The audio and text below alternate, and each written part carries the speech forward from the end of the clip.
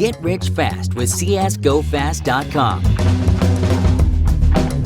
About half of the matches at IEM Oakland Group B are over, and phase are 3-0. So first place so far in Group B at IEM Oakland.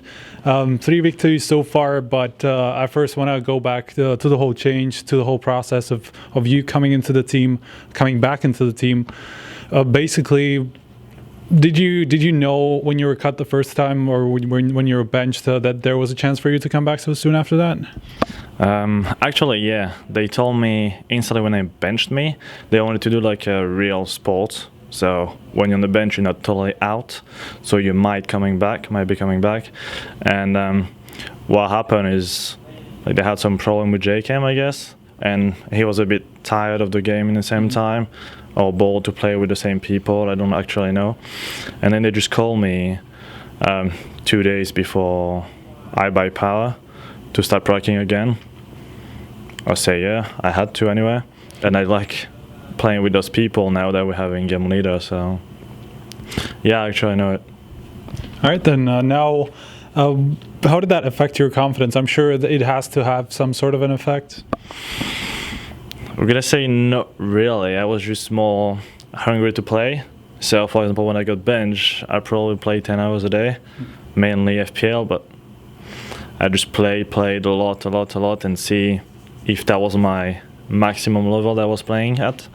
But because it's been like 1 year, I didn't reach my full potential kind of, and now that I'm playing again a lot, it's coming back a little bit, so I'm actually proud of it. So do you think it's a good system for maybe other teams to start using? Consider if they do have like the option of more players in the team, bench one of them maybe for him to try and get back on form? I do think you need to be a bit mature, because most of the time when you get benched, you take it really bad, and what happens is you don't want to play with those people anymore, or you just react really bad. So it just probably depends on the people, because that cannot, since it's new, we're gonna say that never happened before. Right. You don't really know how people are gonna react. It's not normal for them to be benched. So I guess if it happened, it's gonna have to take a lot of time. Okay, then. Now let's go over to Oakland here. Like I said, so far 3-0. The group is kind of similar to what the team had at Pro League. Obviously, that was still with Jacob at the time. So, yeah, what are your thoughts on the group? What were your thoughts on the group before you saw it? Obviously, a very hard one. We all thought that group was really hard compared to the Group A, but with the talents we have, we all thought that we could win any matchup. Like, we able to win any matchup, and that's what's happening right now. We beat Cloud9, we beat NIP right now, so there's still SK and more sports left. So that's also a matchup that I think we can win. Okay, now I want to touch on the first match, the one with Cloud9. Obviously, a very close one, even though you had a really good start at the beginning on the first half, like 8-1. Then it went to overtime, but you were able to win.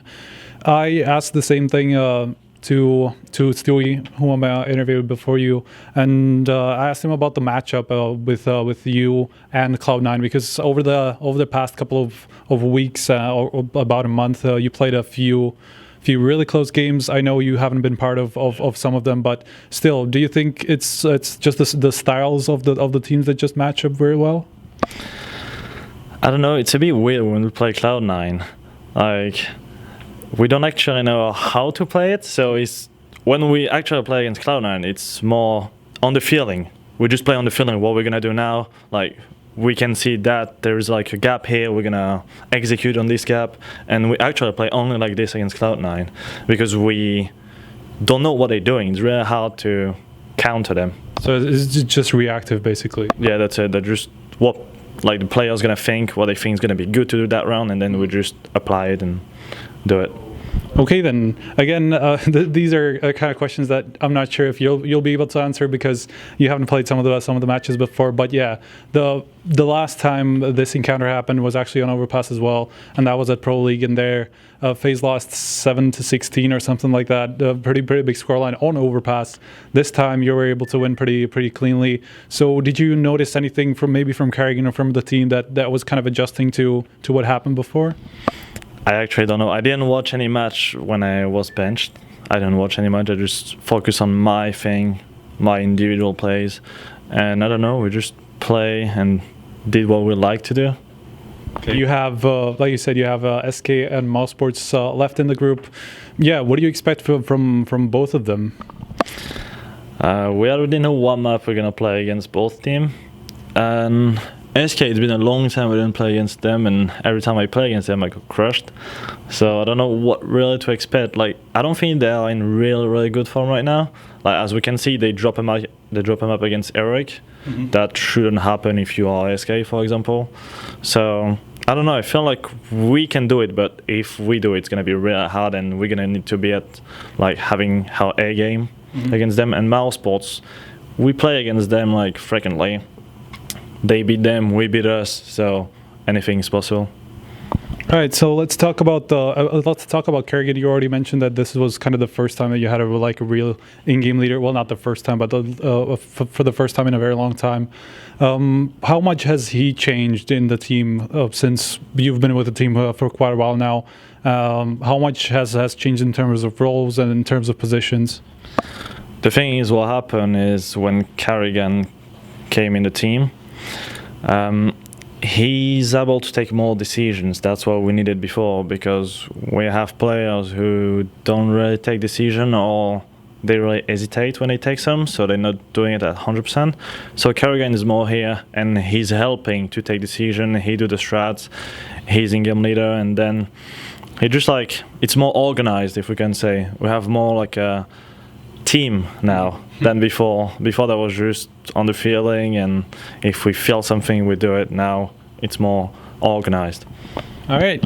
Now I want to close this out with the format and the scheduling that we have here. Again, a round robin format with 6 teams, and this time you actually have all matches on the same day. So I'm sure that's a pretty big change for the team, since usually you just play like a best of 3 and a best of 1 in one day, and then the rest on the second day and stuff like that. So yeah, what do you think about the format and the scheduling? I actually really like it, because it looks like a bit when you started to do events, when you start to do LAN party and stuff, you play a lot for 2 days, and that's what's happening now. You come one day and you play all your matches, and that's much better than just, I feel like it's just better than playing one match and then go to the hotel, come tomorrow, one match. Just like, you don't have the same feeling, and it's like, it's different, because when you're home you play a lot and you like playing. Right. It's like, it's the same here, like you're playing a lot, you like playing. So I just feel like it's better for everything. What about in terms of best of 3s? Because some teams have been kind of criticizing the tournament organizers, especially for like semifinals and the grand final being played on the same day. That's actually going to happen here as well. So what do you think about that? What do you think about series? Do you think that's more draining than the best of 1s in the group? From my point of view, I don't really care. I like CS. I want to play CS. If I have to play the group stage, the semi-final, the final the same day, I'm gonna do it. Like, I don't really care playing that much. If I have to play 2 best of 3 one day, it's not gonna kill me.